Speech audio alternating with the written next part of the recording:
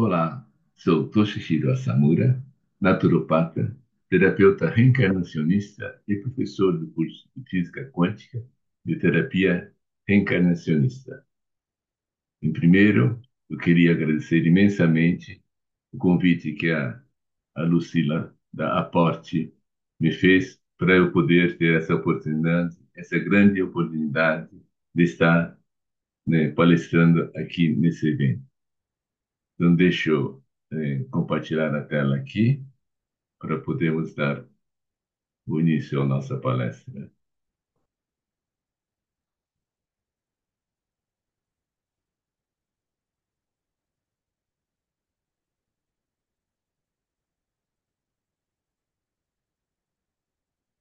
Então, o tema que eu vou falar, estarei falando sobre técnica naturopática de reencarnação e suas relações. Então, basicamente, o meu tema vai falar sobre como a terapia reencarnacionista trata dos casos dos problemas de relacionamento familiar, maiormente entre mãe e filha, pai e filho. Esse é o tema que vamos desenvolver hoje. Então, em primeiro, vamos falar um pouco sobre a terapia reencarnacionista. O que é a terapia reencarnacionista? É uma terapia espiritual e que tem a prioridade na solução dos problemas que os nossos clientes trazem às nossas clínicas. Mas tem como objetivo principal ajudar a fazer a reforma interior, ajudar a pessoa crescer, a pessoa se desenvolver e a pessoa evoluir. E para isso é fundamental fazer a mudança de perfil da personalidade da pessoa. As pessoas têm as suas crenças, as pessoas, através das suas crenças, têm seus pensamentos, os seus pensamentos, suas atitudes e as suas palavras. Então, a, a questão em relação à personalidade está muito arraigada em relação à crença da pessoa. E a importância, então, de podermos ajudar a pessoa a mudar as suas crenças, de ressignificar a sua vida, né? E normalmente fazemos a investigação do inconsciente usamos como uma ferramenta para podermos identificar esse padrão de comportamento que é o padrão onde se explicita a personalidade da pessoa. Também nós podemos, né, para conhecer a personalidade da pessoa, nos basearmos também em gatilhos. Os gatilhos são aquelas situações que nos incomodam e que nos traz, né, né, alguma reação nossa em relação a pessoas, fatos, eventos, e que isso mexe com o interior nosso. O que quer dizer isso? Quando mexe com o nosso interior, é porque houve uma transferência de energia e essa energia vibrou dentro da gente, porque, né, através do efeito da ressonância, né, é que há essa possibilidade de transferência de energia. E o que quer dizer ressonância? Ressonância quer dizer dois corpos na mesma frequência vibratória conseguem fazer essa troca de energia. Então, os gatilhos, o que acontece é que quando alguém faz alguma maldade contra nós, por exemplo, e nós reagimos, né, é porque nós temos dentro de nós a mesma frequência com que a pessoa nos provocou. Porque se não tivéssemos essa frequência, aquela situação passaria incólume, né, passaria indiferente para nós e nós nem tomaríamos conhecimento ou nem daríamos a atenção que se daria quando a gente se incomoda.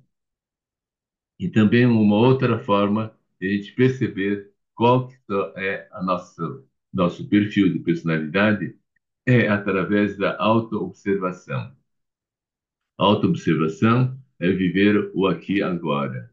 A cada instante, a cada comportamento nosso, a cada atitude nossa, a gente poder enxergar que tipo de personalidade, que tipo de pessoa está por trás daquelas atitudes, daquele comportamento.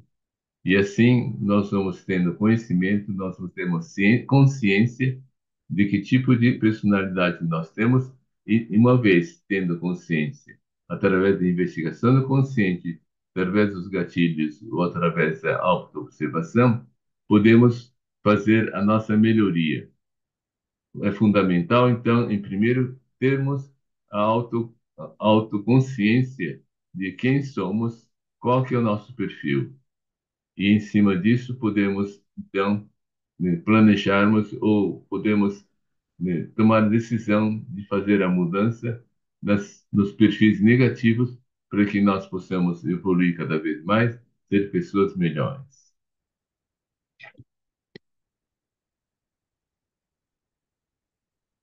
Quais são as bases da terapia reencarnacionista? Nós temos basicamente quatro bases, quatro itens que nós vamos falar aqui nesse tópico. Em primeiro, reconhecer-se como espírito, né? As pessoas que têm uma crenças materialistas, eles têm um certo tipo de comportamento. E as pessoas que têm, né, têm o lado espiritualista mais desenvolvido, terá outros tipos de comportamento. Por exemplo, se nós como espírito, nós acreditamos que somos espírito e que nós somos eternos, nós vamos viver essa vida como uma fase de inúmeras vidas que se passaram e outras inúmeras que virão. Então, essa vida é uma continuidade. Ela não começa e não acaba somente nessa vida. E assim teremos comportamentos compatíveis com essa crença. Enquanto que as pessoas que têm a crença materialista acreditam, então, que começa a vida no nosso nascimento e termina nossa vida na nossa morte.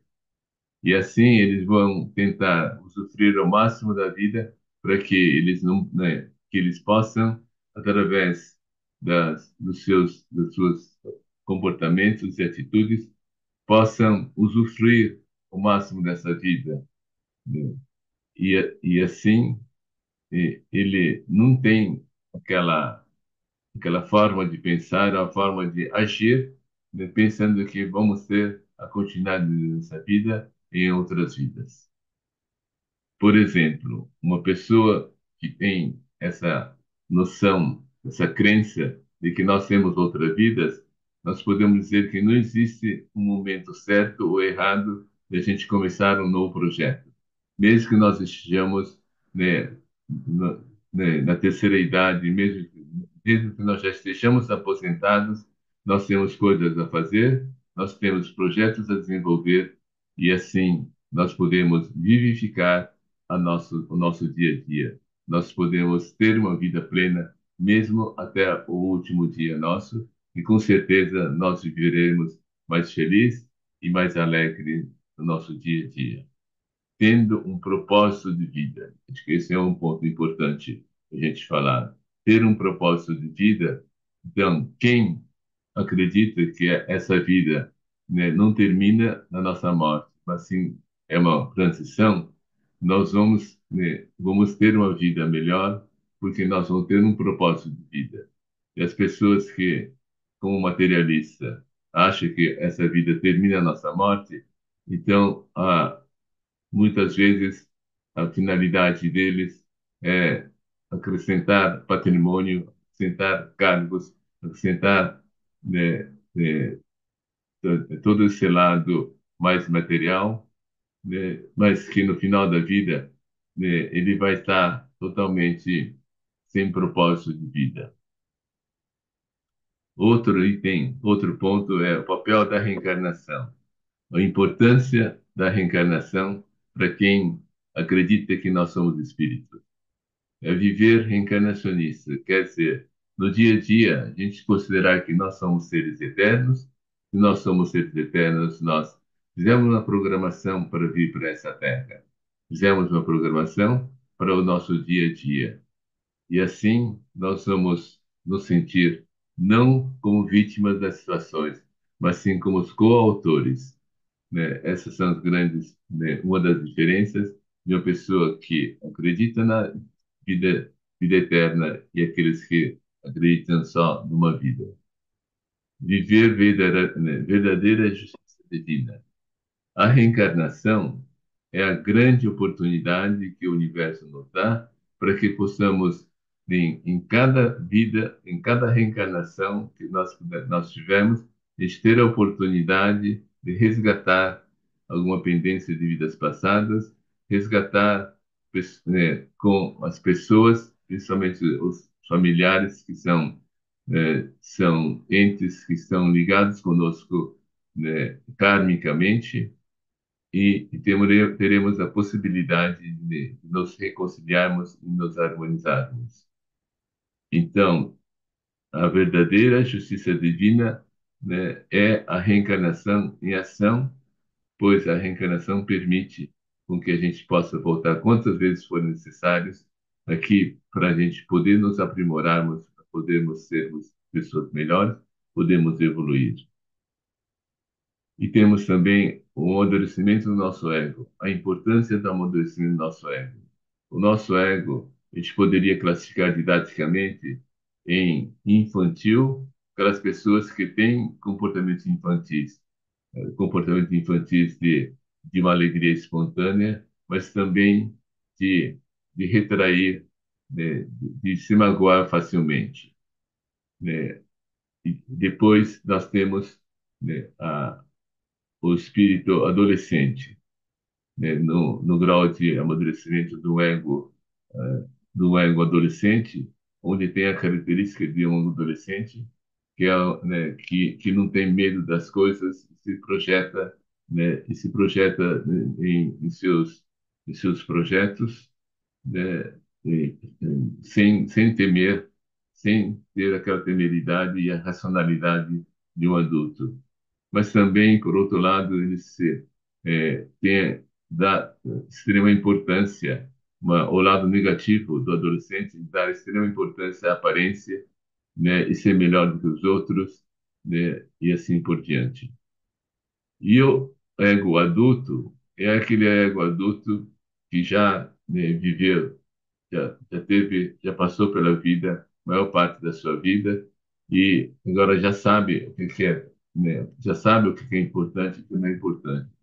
Mas mesmo assim, tem alguns que são radicais e acham que, pelo fato de ter vivido mais do que os outros, têm a competência, têm o direito de mostrar o que está certo e o que está errado.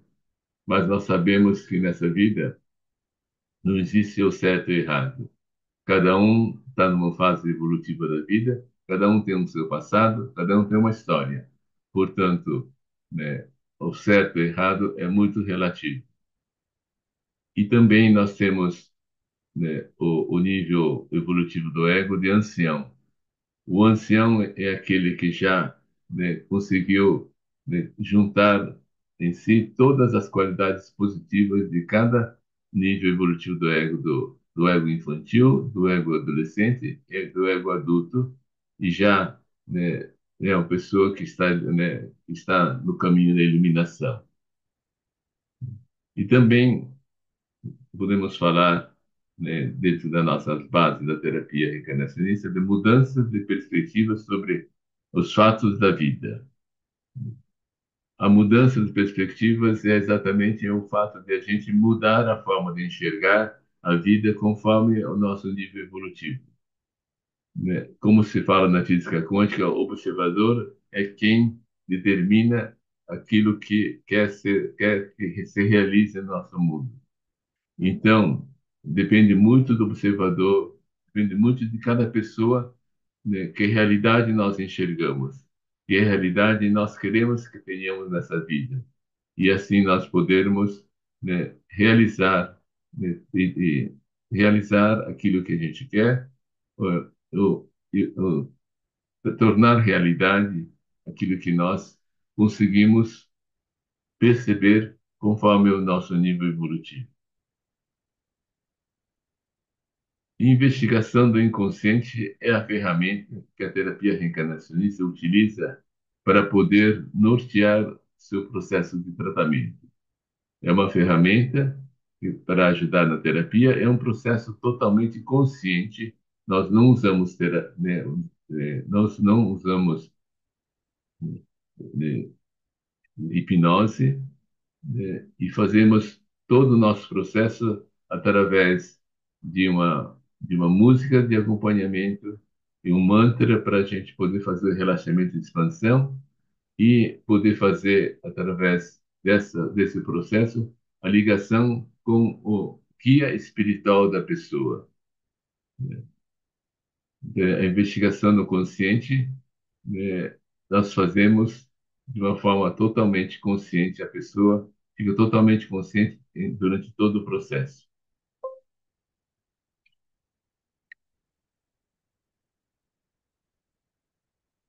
Também, né, vamos lembrar, né, da importância da investigação do inconsciente, lembrando que nós somos 5% consciente e 95% inconsciente, conforme Freud já dizia. Então, tudo aquilo que acontece, a maior parte daquilo que nossos comportamentos são regidos pelo nosso inconsciente, e a importância, então, de trazer do inconsciente para o consciente, para que possamos ter, né, o domínio sobre a situação. Enquanto o inconsciente comanda, nós podemos falar que é a sorte ou é o destino que está comandando. Mas quando nós trazemos para o nosso consciente, nós temos, sim, o domínio sobre a situação, controle sobre a situação e podemos agir em cima dela. E através dessa investigação do inconsciente, podemos ter várias situações, né, por exemplo, de traumas de vidas passadas, onde a pessoa ainda pode estar reverberando, estar sintonizada com aquela vida passada, isso trazendo algum problema, algum malefício para a sua vida. Podemos também, através das identificações dos padrões de comportamento, identificar a personalidade da pessoa, porque nós acreditamos que a personalidade da pessoa já vem de outras vidas passadas. Nessa vida, na infância, nós reforçamos as características nossas de personalidade e não criamos novas personalidades, novas características de personalidade. E também podemos, né, falar que, né, através da investigação do inconsciente, identificar perfil de habilidade, onde através desse conhecimento perfil da habilidade, ela poder entender por que tem facilidade em certas situações, em certas questões, e que, né, há a possibilidade de ela continuar desenvolvendo nessa vida e determinar uma direção, né, um caminho para o propósito da vida dela. E como é que nós fazemos essa investigação inconsciente? Então, né, o processo consiste em, primeiro, fazer o relaxamento e elevação através dessa música, né, de fundo e o mantra em que a pessoa vai acompanhando todos os dizeres, dessa forma sendo levado para o relaxamento e a elevação. O processo todo é conduzido totalmente pelo guia espiritual da pessoa. Nós respeitamos a lei do esquecimento e, através, né, da lei do esquecimento, acreditamos que, né, no, então, nessa lei do esquecimento, nós esquecemos tudo aquilo que nós, né, passamos em vidas passadas, com a finalidade, naturalmente, de poder, né, uma nova vida, poder começar do zero e esquecer tudo aquilo que foi, né, do passado, para não interferir nessa vida atual. Mas através de guias, né, de espíritos superiores, como o guia espiritual, nós podemos acessar a vida anterior, né, as vidas passadas, para que nós possamos identificar problemas que aconteceram em vidas passadas e que está reverberando nessa vida e que podemos, através dessas informações, melhorar a vida da pessoa. Então, não existe a possibilidade de atender a curiosidade tanto da pessoa que nos procura, assim como do próprio terapeuta. E, enfim, o terapeuta é um auxiliar de todo o processo, não o condutor do processo. O condutor do processo todo fica na mão do guia espiritual da pessoa e do terapeuta.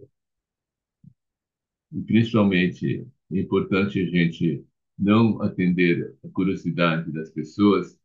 Exatamente para quê? Pode ser que apareça alguma coisa que a pessoa não esteja preparada. Quando é conduzido, por curiosidade, por exemplo, através do terapeuta, é conduzido atendendo ao pedido da pessoa ou a própria curiosidade do terapeuta, pode aparecer questões onde a pessoa não esteja preparada para conhecer. E assim, quando volta da regressão, ela está pior do que antes da regressão.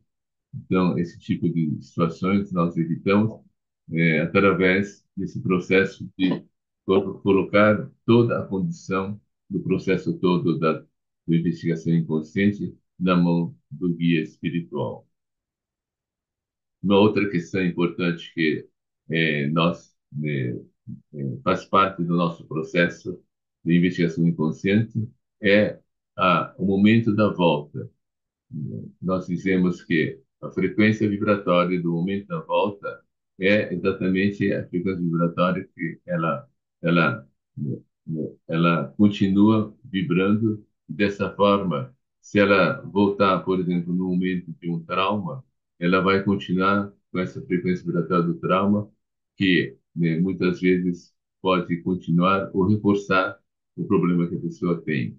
Então, em vez de a pessoa voltar na crise do trauma, nós ajudamos a pessoa a evoluir nesse processo da regressão e poder levar até um ponto, o melhor ponto, a melhor frequência vibratória que a pessoa possa estar, que é exatamente antes do processo de encarnação, ela está naquele processo de preparação e já com uma situação de entendimentos perfeitos de vidas passadas, aceitação de tudo aquilo que aconteceu em vidas passadas, e ela estar em paz consigo mesmo e portanto tendo essa condição de se preparar para uma nova vida.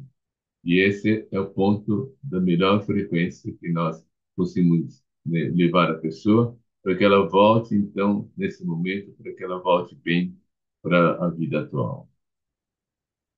Hoje vamos falar então do relacionamento familiar, que é um problema muito frequente e ultimamente eu tenho encontrado muitas pessoas que me procuram e que têm esse tipo de problema, né? E como é que nós, na terapia reencarnacionista, nós tratamos e cuidamos desse caso dos relacionamentos familiares, que são aqueles problemas críticos, muitas vezes, e muitas crises entre mãe e filha, ou entre pai e filho, que são situações que já duram, né, têm duração de muitos anos, ou talvez até a vida toda. Tem muitos familiares onde não conseguem reconciliar durante essa vida e até a morte eles ficam naquela situação de crise relacional.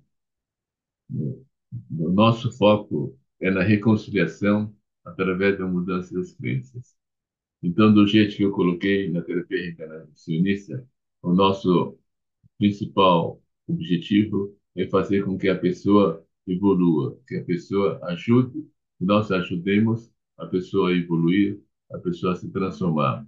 Então, nesse processo do relacionamento familiar, o problema do processo familiar, do relacionamento familiar, nós tentamos mostrar para a pessoa que cada um tem sua etapa de crescimento, cada um está no seu processo de crescimento e de evolução.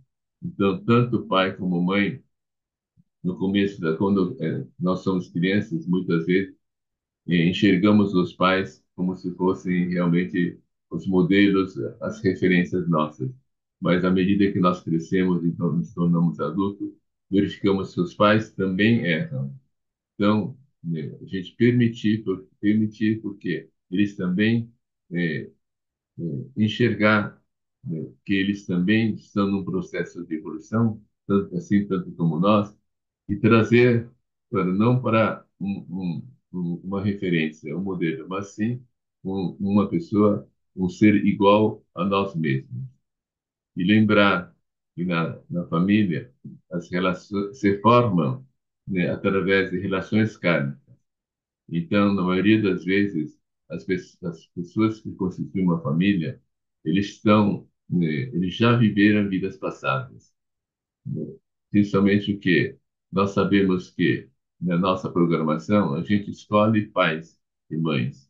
Escolhemos a cor da nossa pele, escolhemos aonde, a nacionalidade, o país onde nascemos e muitas coisas. Mas o importante é a gente lembrar que nós escolhemos os nossos pais exatamente para que nós tenhamos os melhores pais, né, em toda a Terra, para que a gente possa ter as melhores condições de nossa evolução. Como o nosso propósito principal é estar nessa face da Terra para nós evoluirmos, então todas as coisas que acontecem em nossa volta, todas as situações estão predeterminadas, foram programadas para que a gente tivesse a melhor situação de evolução.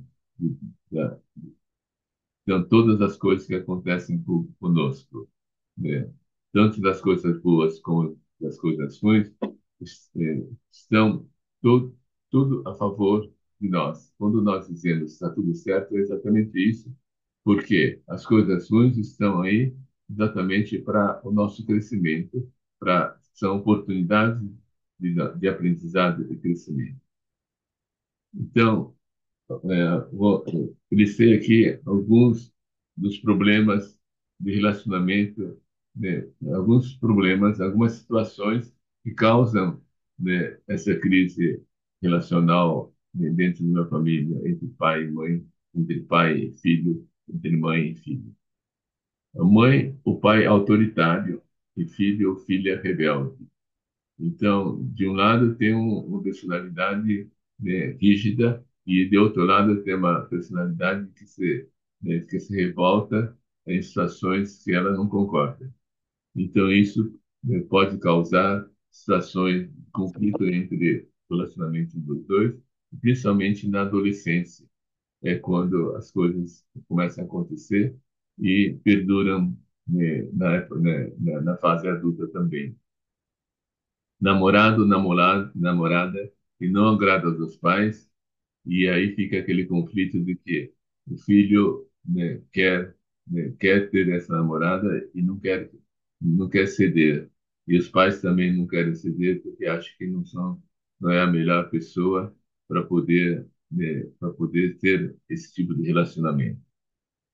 O novo parceiro da mãe, por exemplo, a mãe divorcia, né, os pais se divorciam e mãe traz um novo parceiro que não agrada dos filhos.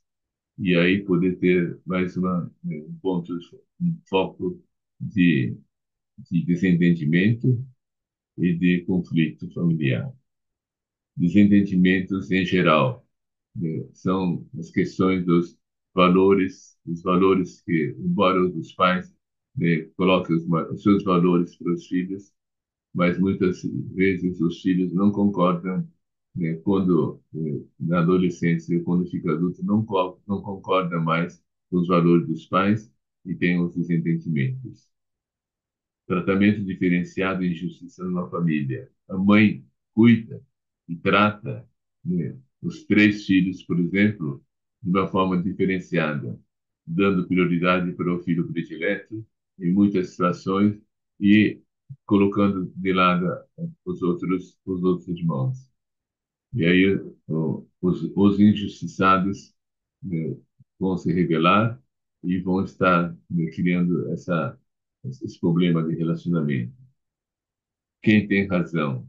Na realidade, quando a gente verifica que todos nós temos uma história, todos nós temos uma experiência diferente, inclusive colocando as diferenças das histórias de vidas passadas, não tem como a gente ter uma verdade única. Cada um tem sua verdade, cada um tem sua razão. Então, enquanto nós não conseguimos enxergar dessa forma, nós vamos ficar brigando, falando alto para que cada um tenha sua razão e que cada um seja ouvido de sua forma, do jeito que ela é, do jeito que ela quer. Valores tradicionais, né, das famílias mais tradicionais, o pai que é médico quer que o filho seja médico, mas o filho não quer ser médico, quer ser né, quer estudar música ou quer fazer representações teatrais. São situações de conflito que se um não ceder, se os dois não entrarem nas situações de processo de reconciliação, de entender um ao outro, de ter empatia em relação ao outro, se a gente não tiver esse tipo de comportamento, né, é fatal que o conflito apareça e o conflito continue dentro de uma família. Então, como eu estava falando, né, o planejamento familiar já é feito desde né, a nossa vida no plano espiritual. Né? No plano espiritual, enquanto nós estamos fazendo as nossas programações, o nosso planejamento, fazemos também o planejamento familiar, onde nós escolhemos os pais, escolhemos os irmãos. Né? É um planejamento de relações kármicas, é, onde nós já tivemos outras vidas juntos, exatamente estamos vindo mais uma vez juntos para podermos resgatar algumas pendências, resgatar as situações que nós não conseguimos resolver em vidas passadas. E é uma grande oportunidade, é a justiça divina nos permitindo poder ter mais uma chance, mais uma oportunidade de fazer esse resgate. E todos nós, nesse processo, estamos em processo de evolução. Então, nós escolhemos os melhores pais, escolhemos os melhores irmãos, exatamente para que a gente possa ter as melhores situações da nossa evolução aqui na face da Terra. Então, cada vida é uma a oportunidade nossa de podermos sanar os problemas, reconciliar, harmonizar e podermos fazer a nossa evolução. Os pais também estão nesse nível evolutivo, por isso entender os pais do jeito que eles são, não como as pessoas superiores, mas sim que estão também na mesma situação, no mesmo barco, e tentando chegar na sua evolução. E principalmente para nós começarmos a entrar numa reconciliação. Quem está mais preparado? Quem é que tem mais conhecimento? Quem é que tem mais ideia das situações, a visão das coisas? O filho ou o pai? A filha ou a mãe? Principalmente quando nós já somos adultos, nós temos a perfeito discernimento de que nós, como filhos, nós temos uma visão muito mais ampla, muito mais extensa e abrangente em relação à vida do que os nossos pais. Se olharmos principalmente na educação que eles tiveram, na situação familiar que eles tiveram, nós podemos dizer que nós somos muito melhores, nós temos uma visão muito mais ampla. Então, quem sabe mais tem maior responsabilidade. E somos nós, filhos, é que temos a responsabilidade de dar o primeiro passo para que a gente possa fazer a reconciliação. E quando nós decidimos, quando nós verificamos que quem deve fazer, dar o primeiro passo, e nós aceitamos essa situação, nós automaticamente mudamos a nossa faixa vibracional e ter essa oportunidade, ter essa iniciativa de podermos fazer a reconciliação, faz com que o outro lado também abra sua guarda e a gente comece a ter um relacionamento mais amigável, um relacionamento mais harmonioso, e assim, dia a dia, nós podemos ir conquistando a nossa mudança, a nossa harmonização, a nossa reconciliação. Trouxe aqui dois casos de, dos meus atendimentos, uma da Maria de Fátima, uma, ela, ela é advogada, tem 53 anos de idade, na época que nós conversamos. E ela tinha uma relação muito complicada com a mãe, que sempre estava brigando em pequenas coisas, e a situação das duas era tal que não conseguiam se ver, né, e ficavam dias e dias, né, sem falar. Mas com a situação da mãe, da saúde da mãe, começando a ficar mais precária, especialmente com a idade, ela teve que assumir a responsabilidade de cuidar da mãe e morar junto. E agora, então, morando junto, né, o ambiente familiar era péssimo, porque, né, estando em contato diário, né, as situações emergiam a toda hora. E aí, na minha investigação do consciente, na investigação do consciente que eu fiz com ela teve acesso à vida intrauterina dela, né, na época que a mãe estava grávida dela. E tem vários detalhes que ela conseguiu enxergar, mas o principal era que ela conseguiu enxergar que a mãe não queria ter ela e queria abortar a todo instante, porque ela se sentia incapaz de criar a filha depois que nascesse.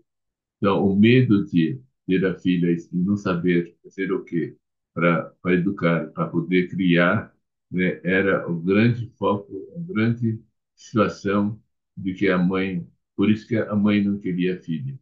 E pelo fato dessa situação de não querer a filha, e depois de, de nascer, depois de já, né, nessa vida, né, a mãe continuava com ah, com com essa situação de não aceitar a filha e querer, né, querer se livrar da filha.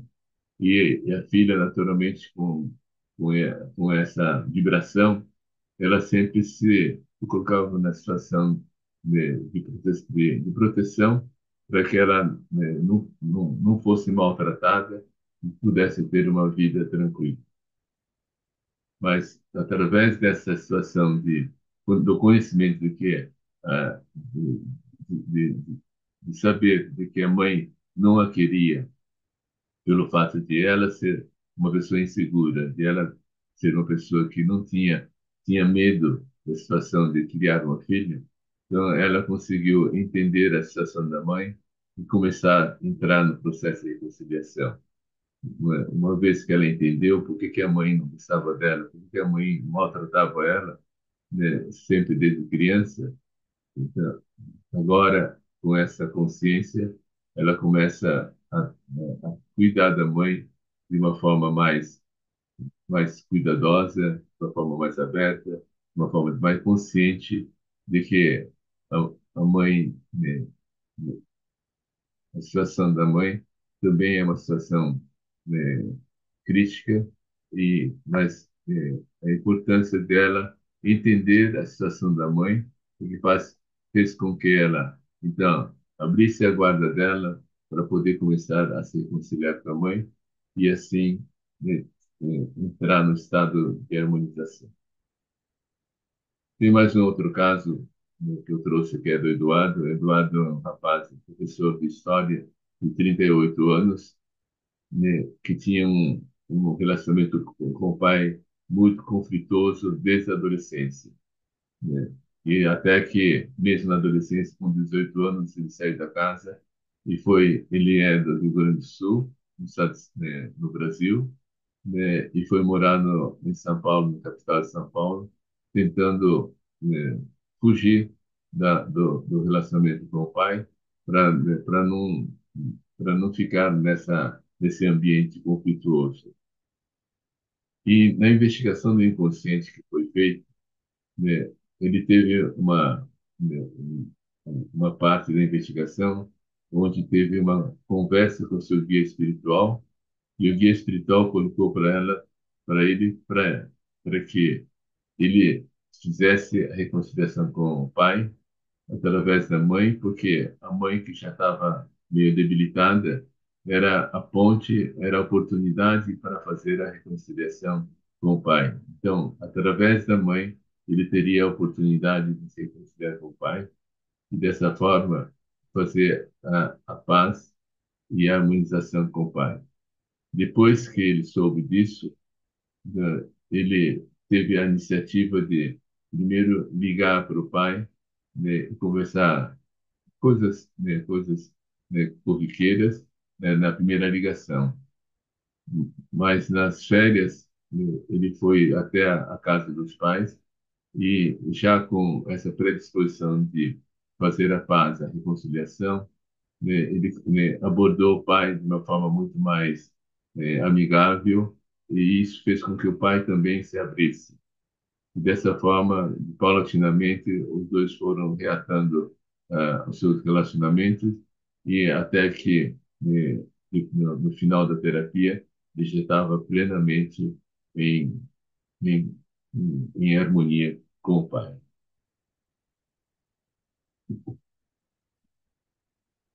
Então, pessoal, essa é a apresentação, a minha apresentação, e agradeço muito o tempo de todos para ouvir a minha palestra e principalmente a organização do evento. Mais uma vez, muito obrigado. Aqui eu tenho os meus dados, quem quiser entrar em contato comigo, eu sou Toshiro Asamura, né, o site é da terapia reencarnacionista, do Instituto Internacional de Terapia Reencarnacionista, onde dou aula, e meu e-mail particular, assamura001@gmail.com. E também na rede social, tanto no Facebook como no Instagram. Então, obrigado por tudo e até uma outra oportunidade.